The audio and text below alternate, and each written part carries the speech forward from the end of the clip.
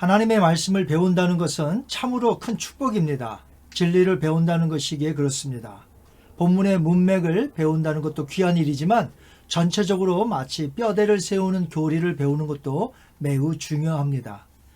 오늘도 말씀을 배우기 전에 잠시 기도하겠습니다. 성경을 통해서 교리를 배우게 해주신 하나님께 감사하며 오늘도 말씀을 깨닫게 해달라고 다 같이 기도하십니다.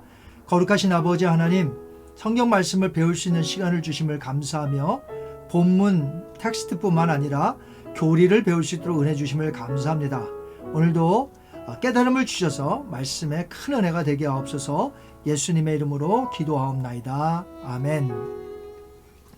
오늘은 바른신학 바른생활 제20과 교회란 무엇인가에 대해서 배워보도록 하겠습니다. 신학교에서 교회에 대해서 배우게 되는데 보통 교회론이라고 하여서 한 학기 동안 배우는 아주 방대한 내용입니다. 하지만 저희는 오늘과 다음 시간 두 번에 걸쳐서 가장 기본적이며 중요한 것만 배우고자 합니다.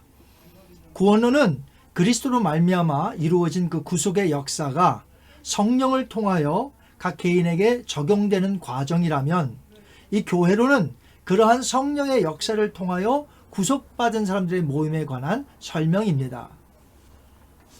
여러분은 교회가 무엇이라 생각하십니까? 많은 사람들은 교회를 건물로 생각합니다. 과연 교회가 그냥 건물일까요? 교회의 성경적 명칭을 보면 교회가 무엇인 줄을 잘 알 수가 있습니다. 일반적으로 교회는 오순절 성령 강림 사건을 통하여 구성된 성도들로부터 시작되었으나 구약에서부터 살펴보아야 합니다. 스데반 집사가 순교당하기 전에 모세가 인도했던 이스라엘이 광야 40년 시절에 이미 광야교회가 있었다고 말을 합니다. 사도행전 7장 38절에 보니까 시내산에서 말하던 그 천사와 우리 조상들과 함께 광야교회에 있었고, 아멘. 여기서 교회로 사용된 헬라어가 바로 에클레시아입니다. 에클레시아는 문자적으로 밖으로 불리어져 모인 사람들 또는 그 모임, assembly를 가리킵니다. 에클레시아는 밖으로라는 에크라는 단어와 부르다라는 칼레오, 이 두 단어의 합성어입니다. 원래 아테네 시민의 총회인 민회를 가리키는 말인데 어떤 문제를 결정하기 위해서 부름받은 시민의 모임이라는 뜻입니다. 초대교회는 자신들의 모임의 정체성을 확정하는 그 용어로 고대 이 에클레시아라는 용어를 채택한 것이죠. 즉 교회는 건물이 아니라 하나님께서 세상으로부터 불러내신 믿음의 사람들의 공동체 및 모임을 뜻하는 것입니다.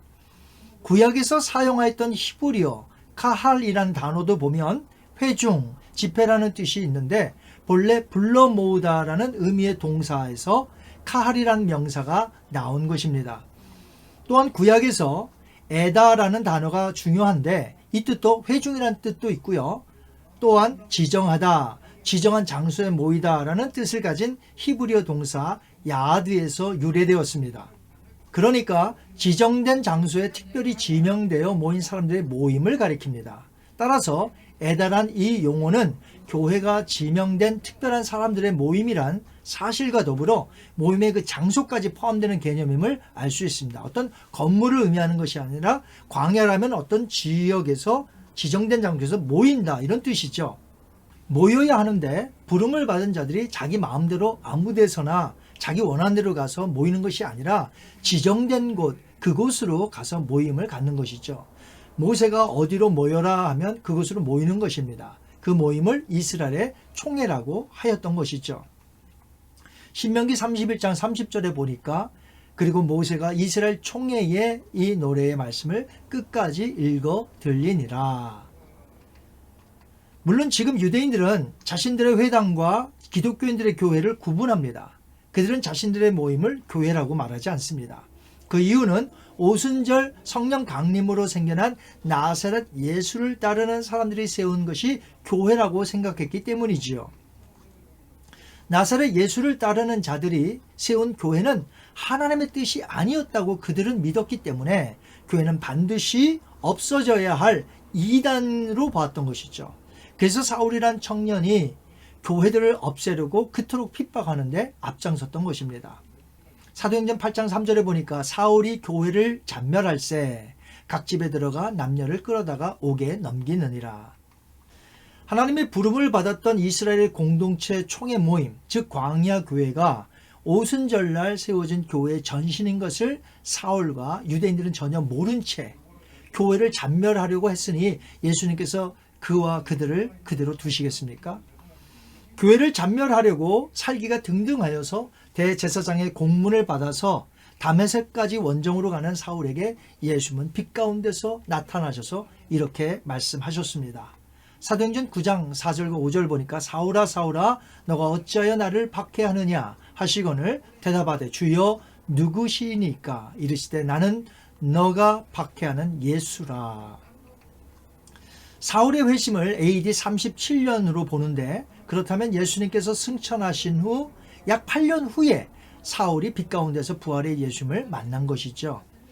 사울은 실제로 역사 가운데 계셨던 예수님을 실제로 만난 적이 단 한 번도 없었습니다. 오직 그분을 믿는 자들의 공동체와 그 모임, 즉 교회들을 핍박했을 뿐이죠. 그러나 예수님은 성도들을 핍박한 것은 교회들을 핍박한 것이요, 교회들을 핍박한 것은 곧 주님에게 핍박을 한 것이라고 간주하셨던 것이죠. 이렇게 말씀하심으로 교회는 예수님의 교회요, 예수님이 인정하시는 모임임을 분명히 밝히신 것입니다. 예수님은 고난을 당하시기 전에 이렇게 말씀하셨습니다.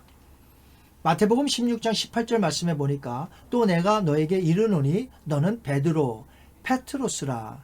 내가 이 반석 페트라 위에 내 교회를 세우리니 음부의 권세가 이기지 못하리라. 십자가를 지시기 전에 예수님은 곧 자신의 교회를 세우시겠노라고 말씀하셨습니다. 그러므로 교회는 그의 죽으심과 부활의 진리 위에 예수님이 보내실 오순절날 성령의 강림으로 교회가 세워지게 될 것임을 가르쳐 주신 것이죠. 그런데 조금 전의 구절을 카톨릭에서는 잘못 이해하여서 베드로의 인격 위에 교회가 세워진 것이며 그러므로 베드로의 법적 후계자인 교황이 교회의 지배권을 가진 것이라고 주장을 합니다. 하지만 베드로는 페트로스라는 남성 단수형이었고 교회는 반석 페트라라는 여성 단수형을 예수님이 말씀하셨기 때문에 두 단어가 비슷하나 다르므로 베드로 개인 위에다 교회를 세웠다는 로마 캐톨릭의 주장은 옳지 않습니다. 교회는 예수님이 구속을 이루시기 위해서 흘리신 피값으로 세운 하나님의 백성들의 모임이지요. 사도행전 20장 28절에 보니까 여러분을 감독자로 삼고 하나님이 자기 피로 사신 교회를 보살피게 하셨느니라. 교회는 어떻게 하다 보니까 인간들이 세운 것이 아니라 이미 창세 전서부터 신비로운 교회가 그리스도 안에서 세워질 것이 정해져 있었습니다. 골로새서 1장 26절 볼까요? 내가 교회의 일꾼 된 것은 하나님이 너희를 위하여 내게 주신 직분을 따라 하나님의 말씀을 이루려 함이니라. 이 비밀은 만세와 만대로부터 감추어졌던 것인데 이제는 그의 성도들에게 나타났고. 아멘. 에베소서 5장 32절입니다. 이 비밀이 크도다. 나는 그리스도와 교회에 대하여 말하노라. 이렇게 창세 전서부터 비밀스럽게 간직되었던 그리스도와 그의 교회의 관계가 역사 가운데 나타났는데 그것을 전혀 몰랐던 사울이라는 청년이 교회를 잔멸하려고 날뛰었던 것이죠. 그래서 하나님은 사울에게 나타나셔서 그를 오히려 변화시키심으로 각 나라와 각 도시에 교회를 세우는 사도 바울로 바꾸어 놓으셨던 것입니다. 이제 교회와 하나님 나라, The Kingdom of God, 교회와 하나님 나라의 관계를 잠시 설명하고자 합니다. 하나님의 나라란 어떤 제한적인 공간이 아니라 하나님의 통치권이 미치는 영역 전체를 의미합니다. 즉 하나님의 은총의 통치를 받는 피조물의 영역 전체를 가리키는 말이죠. 교회도 하나님 나라 영역 속에 포함되기 때문에 하나님 나라의 일부입니다. 그러나 교회가 하나님 나라와 동일되지는 않습니다. 왜냐하면 교회의 모임과 공동체 중에 알곡만 있는 것이 아니라, 즉 참 믿는 성도만 있는 것이 아니라 가라지 믿지 않는 자들도 섞여 있기 때문에 그렇습니다. 다만 그 특성상 무형교회와 하나님의 나라는 일치하는 점이 많으나 유형교회와는 일치하는 점이 상대적으로 적다고 보시면 됩니다. 무형교회란 어느 지역에 세워진 어떤 로컬 처치를 말하는 것이 아니고요.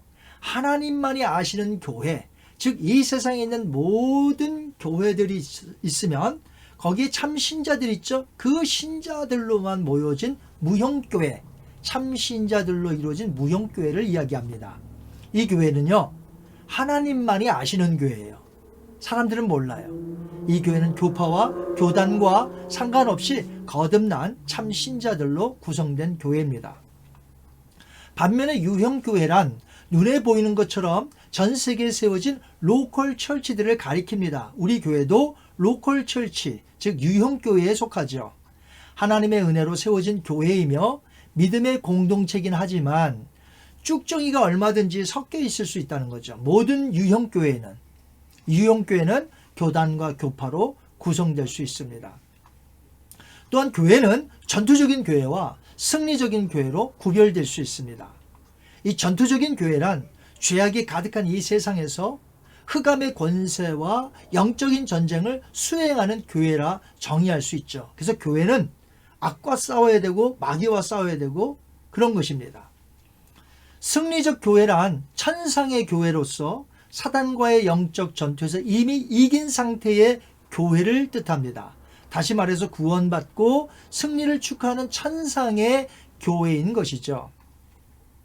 교회는 이렇듯 신비로운 것입니다. 예수님의 교회이기 때문에 신비롭고요. 성령에 의해서 세워졌기 때문에 신비롭습니다. 그러므로 교회를 단순히 건물인 줄만 알았던 생각에서 우리가 벗어나야 되고 예수님의 공동체로서의 교회에 대한 바른 시각을 우리가 가져야 하겠습니다. 이 시간 한번 기도합니다. 자비로우신 아버지 하나님 감사합니다.